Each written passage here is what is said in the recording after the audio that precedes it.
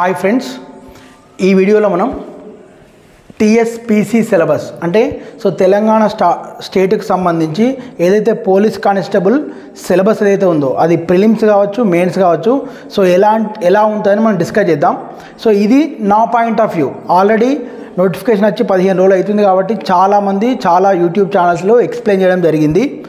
మన వ్యూవర్స్ గురించి, మన ఫాలోవర్స్ గురించి నా తరపున ఇది నేను చేస్తున్నా, ఫర్ జస్ట్ మన వ్యూవర్స్ గురించి. ఓకేనా, రైట్.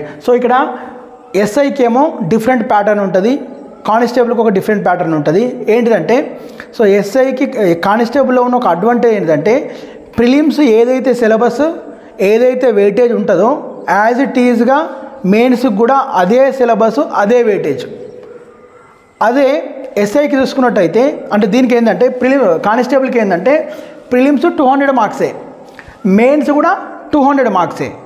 ప్రిలిమ్స్ సిలబస్ ఇదే యాజ్ ఇట్ ఈజ్గా, మెయిన్స్ సిలబస్ కూడా ఇదే, మెయిన్స్ వెయిటేజ్ ఇదే, ప్రిలిమ్స్ వెయిటేజ్ ఇదే. అదే ఎస్ఐకి చూసుకున్నట్టయితే ప్రిలిమ్స్ 200 మార్క్స్ ఉంటుంది సేమ్ కానిస్టేబుల్ లాగానే, కానీ మెయిన్స్ మాత్రం 400 మార్క్స్కి ఉంటుంది. ఎందుకంటే GS 200 marks, arithmetic and reasoning 200 marks. దాంతోపాటు క్వాలిఫైయింగ్ సబ్జెక్ట్స్ ఉంటాయి, 2 క్వాలిఫైయింగ్ పేపర్స్ ఉంటాయి. తెలుగు 100కు 35 రావాలి, ఇంగ్లీష్ 100కు 35 రావాలి. Not added. నీకు పోటీ పడేది మాత్రం జిఎస్ ఇంక్లూడెడ్, మార్క్స్ ఇంక్లూడెడ్ మాత్రం GS 200, arithmetic and reasoning 200. Okay, ఆ 2 పేపర్లు. ఇప్పుడు మనం మన కాన్సెప్ట్ అంతా కానిస్టేబుల్ సిలబస్ గురించి డిస్కస్ చేస్తున్నాం. ఎందుకంటే పీసీ ఆస్పిరెంట్స్ ఎక్కువ ఉంటారు, మీకు తెలుసు. కానిస్టేబుల్ ఆస్పిరెంట్స్ ఎక్కువ ఉంటారు, కానిస్టేబుల్ పోస్టులు ఎక్కువనే ఉంటాయి. Okay, right. కాబట్టి ఇది నా తరపున మన వ్యూవర్స్ గురించి, మన ఫాలోవర్స్ గురించి మన వర్షన్లో మనం ఎక్స్ప్లెయిన్ చేస్తే మన యూజ్ ఉంటుందని ఒక చిన్న ప్రయత్నం. ఓకేనా, దానిలో భాగంగా మనం ఇక్కడ ఓవరాల్గా 11 సబ్జెక్టులు రాయడం జరిగింది. ఈ 11 సబ్జెక్టులకు 2018 కావచ్చు, అంతకుముందు నోటిఫికేషన్ కావచ్చు, వాటిని ఆధారంగా చూసుకొని, అంటే ఎస్పెషల్గా 2018 నోటిఫికేషన్ ఆధారంగా చూసుకొని ఈ approximation marks, expected marks for each and every subject రాయడం జరిగింది. ఇలా మ్యాక్సిమం చేంజెస్ ఉంటాయి, మినిమం చేంజెసే ఉంటాయి. మినిమం చేంజెస్ అంటే సపోజ్ చెప్తున్నా, మనం ఒక సబ్జెక్ట్ జనరల్ సైన్స్ అనేది 20 నుంచి 25 అన్నాం. 20 నుంచి 25 అంటే 20 నుంచి 20 మధ్యలో వస్తాయి. ఓకేనా, అయితే 20 కాక 20 వచ్చినా ఆశ్చర్యం లేదు, 25 వచ్చినా ఆశ్చర్యం లేదు, లేకపోతే 18 లేకపోతే 19.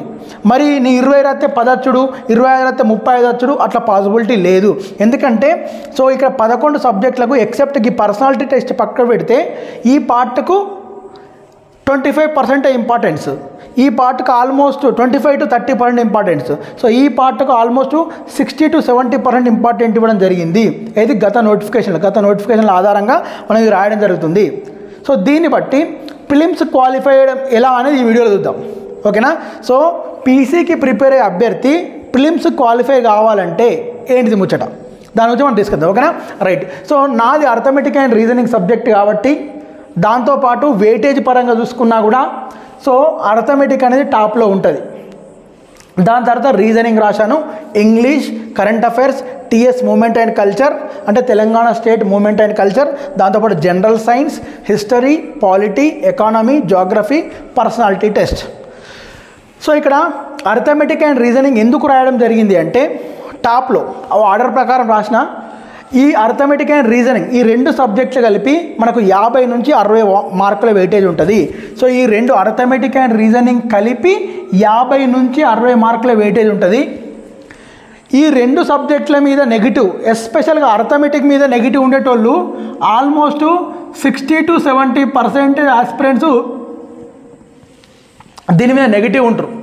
ఎందుకు నెగిటివ్ ఉంటారు అంటే అర్థమెటిక్ అంటే మ్యాథ్స్ అనుకుంటారు. ఓకేనా, రీజనింగ్ అంటే ప్రతి క్వశ్చన్ మనకు తెలిసినట్టే అనిపిస్తుంది, కానీ మన అనుకున్న ఆప్షన్, మనకు వచ్చే ఆన్సర్ ఒకటి, అక్కడ ఉండే ఆప్షన్ ఒకటి ఉంటుంది. అర్థమైందా?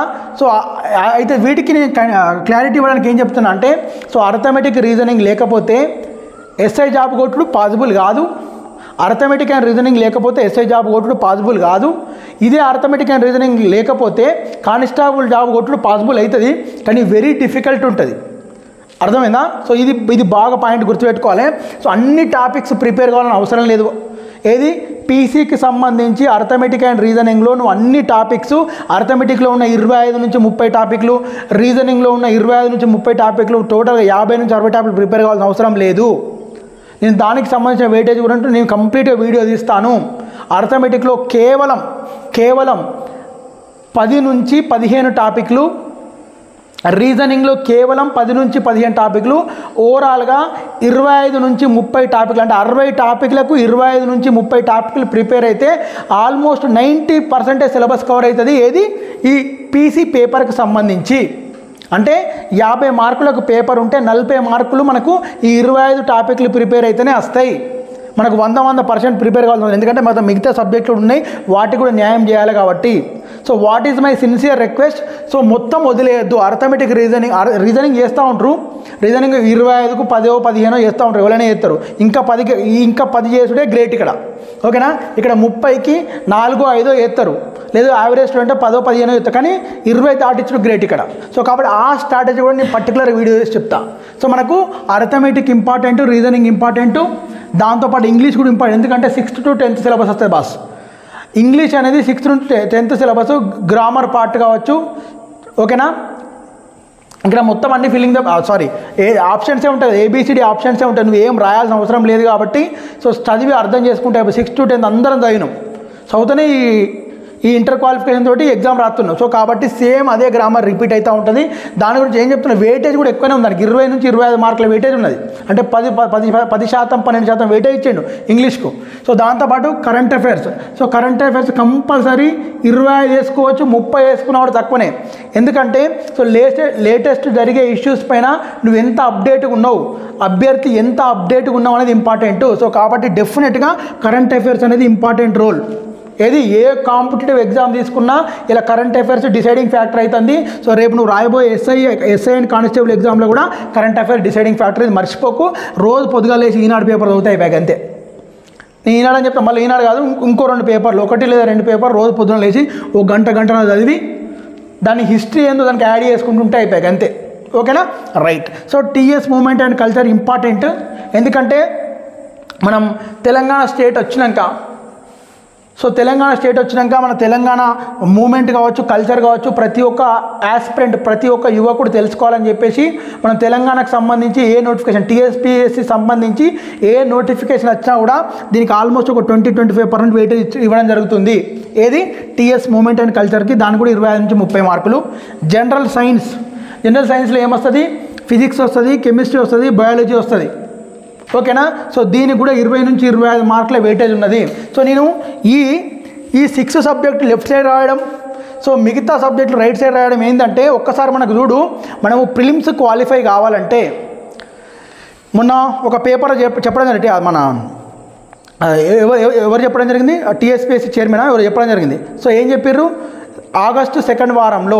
సో ఆగస్టు 2nd వారం అంటే ఏమైందంటే, మనకి ఎంత టైం ఉన్నది, మనం ఇలా మే 2nd వారంలో ఉన్నాం. మే 2nd వీక్ నుంచి ఆగస్టు 2nd వీక్ అంటే జూన్, జూలై, ఆగస్టు 100% మనకి ఇంకా 90 రోజుల సమయం ఉన్నది. ఈ 90 రోజుల సమయంలో కూడా ఒక ఫ్రెషర్, ఎటువంటి నాలెడ్జ్ లేని ఒక ఫ్రెషర్ అభ్యర్థి ప్రిపరేషన్ స్టార్ట్ చేస్తే సక్సెస్ అయ్యే ఛాన్స్ ఉన్నాయా లేవా అంటే నేను 100% చెప్తా. 90 రోజులు అనేది చాలా చాలా ఎక్కువ రోజులు. ఎవరైతే లాజికల్గా స్ట్రాంగ్ ఉండి ఓకేనా ఒక ప్లానింగ్ ప్రకారం వెళ్తారో, ఒక పర్ఫెక్ట్ గైడ్ ఆధ్వర్యంలో 90 రోజులు ప్రిపేర్ అవుతారో 100% ప్రిలిమ్స్లో మంచి మార్కులు, 100 పైన మార్కులు సాధించవచ్చు. ఎందుకంటే ఇవాళ నువ్వు ఏ ఇన్స్టిట్యూట్కి పోయినా కూడా 2 నెలల కోచింగ్ కంప్లీట్ చేస్తాడు. నువ్వు 15,000 20,000 పెట్టి ఏ ఇన్స్టిట్యూట్కి పోయినా కూడా ఇప్పుడు ప్రజెంట్ ఉన్న మూమెంట్లో 2 నెలల కోచింగ్ కంప్లీట్ చేస్తాడు. అంటే 2 నెలల సిలబస్ కంప్లీట్ చేస్తుండా. అంటే 2 నెలల సిలబస్ కంప్లీట్ ఏంటంటే 200 మార్కులకి అట్లీస్ట్ ఒక వాళ్ళు 150-120 మార్కుల సిలబస్ అన్న కవర్ చేస్తారు. అంటే పాసిబుల్ అవుతుందా కాదా, బరాబర్ అవుతుంది. ఓకేనా, సో మనకు క్వాలిఫైయింగ్ మార్క్స్ ఏంటంటే irrespective of all categories. So ఇంతకుముందు SC/ST వాళ్ళకు 60 మార్కులు, BC వాళ్ళకు, OBC వాళ్ళకు 70 మార్కులు, OC వాళ్ళకు, జనరల్ వాళ్ళకు 80 మార్కులను పెట్టాడు. ఇప్పుడు only all categories. So all categories అంటే ప్రతి ఒక్క అభ్యర్థి ప్రిలిమ్స్లో, అది SI కావచ్చు, కానిస్టేబుల్ కావచ్చు, ప్రిలిమ్స్లో క్వాలిఫైయింగ్ మార్క్స్ వచ్చేసి 60 మార్కులు. సో నువ్వు 60 మార్కులు వచ్చినాయి అంటే నువ్వు ప్రిలిమ్స్ క్వాలిఫై అయినట్టే. సో నా దృష్టిలో ఇప్పుడు అభ్యర్థి 60 మార్కుల గురించి ఫోకస్ చేయొద్దు. ఏం చేయాలి, సబ్జెక్ట్ నేర్చుకునే దాని మీద ఫోకస్ చేయాలి, దాంతోపాటు మాక్ టెస్ట్ల మీద ఫోకస్ చేయాలి. సో ఈ మాక్ టెస్ట్ల మీద ఫోకస్ చేస్తే ఎవ్రీ వీక్ ఒక మాక్ టెస్ట్ రాస్తే డెఫినెట్గా what is going on. So ఈసారి నెగిటివ్ మార్కులు ఇంక్లూడ్ చేసింది కాబట్టి వాటి వల్ల నెగిటివ్ మార్క్ ఇంక్లూడ్ చేయడం వల్ల ఎఫెక్ట్ ఏ విధంగా ఉంది, నువ్వు అటెంప్ట్ చేసే బిట్స్ పైన పాజిటివ్ బిట్స్ పైన దాంతోపాటు నెగిటివ్ బిట్స్ పైన నెగిటివ్ చేస్తే ఏ విధంగా ఉంది ఎఫెక్ట్ అనేది నీకు ఒక క్లారిటీ వస్తుంది. సో కాబట్టి మై సిన్సియర్ రిక్వెస్ట్, నేను దాని గురించి ఒక స్పెషల్ వీడియో ఇస్తాను. సో ఇక్కడ మనం ఏంటంటే సబ్జెక్ట్, సో ఒక నోట్బుక్ తీసుకోండి, ఈ సిలబస్ రాసుకోండి. నేను చెప్తున్నా 90 to 95% మనం ఏదైతే రాసినామో అదే వెయిటేజ్ రిపీట్ అవుతుంది. ఇది నా ఒక్క అనాలిసిస్ కాదు, ఓకేనా? ఇది నా ఒక్క అనాలిసిస్ కాదు. గత 2 నోటిఫికేషన్ల ఆధారంగా చేసుకొని ప్రతి ఒక్కరు అప్రాక్సిమేట్గా ఈ విధంగానే చెప్పారు. మనం కూడా ఈ విధంగా ఇదే ఫ్యాక్ట్ అవుతుంది రేపు. ఎందుకంటే అర్థమెటిక్ అండ్ రీజనింగ్ రెండింటికి కలిసి ఎప్పుడు కానీ 50 నుంచి 55 లేకపోతే 60 మార్కుల వెయిటేజ్. మనం అట్లా రాసాం ఇక్కడ 20 సారీ ఇక్కడ 25 వస్తాయి, ఇక్కడ 25 వస్తాయి, ఓకేనా? ఇక్కడ 30 వస్తాయి, ఇక్కడ 20 వస్తాయి. అర్థమైందా? సో ఇక్కడ 20 అర్థమెటిక్ 25, రీజనింగ్ 25, లేదా అర్థమెటిక్ 30, రీజనింగ్ 20, అంటే 50 మార్కుల వెయిటేజ్. 50 మార్కులు వస్తాయంటే వస్తాయి అంతే. సో దాంతోపాటు ఇంగ్లీష్ అనేది ఇంపార్టెంట్, 20 నుంచి 25 మార్కులు వస్తాయంటే వస్తాయి. దాంతోపాటు కరెంట్ అఫైర్స్ మంచి ప్రాముఖ్యత ఉన్నది కాబట్టి 25 రావచ్చు, 30 కూడా రావచ్చు.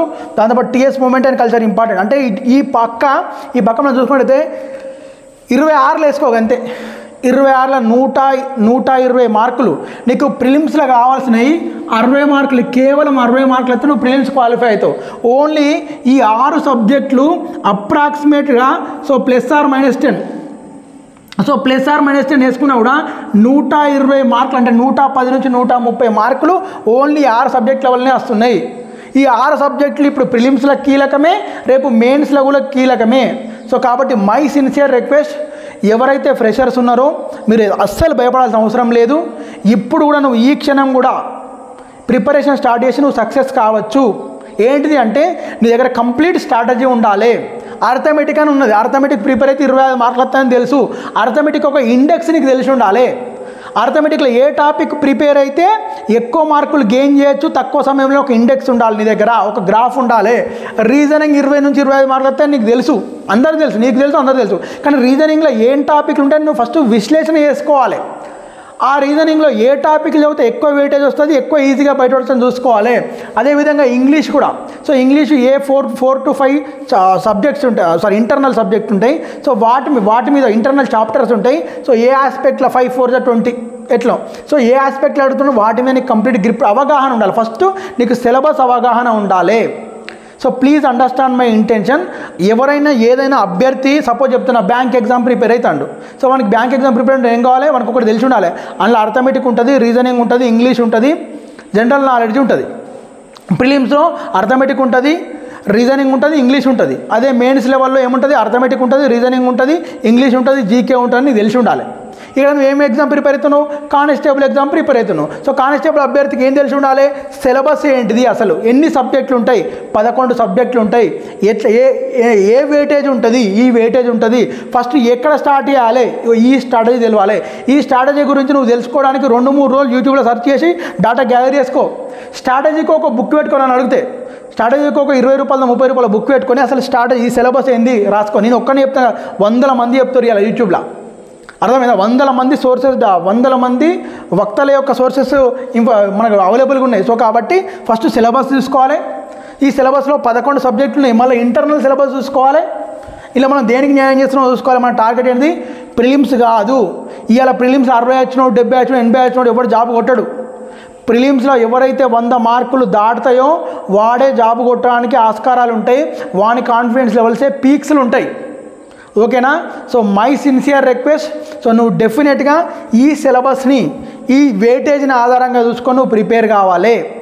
ఈ వెయిటేజ్ని ఆధారంగా చూసుకొని నీ వర్త్ ఎక్కడ, నీ క్యాపబిలిటీ ఎక్కడ ఎక్కువ ఉంటుంది, నీ పాజిటివ్నెస్ ఏ సబ్జెక్ట్ మీద నీ పాజిటివ్నెస్ ఉంది, దాని మీద 100% నువ్వు వర్క్ చేయాలి.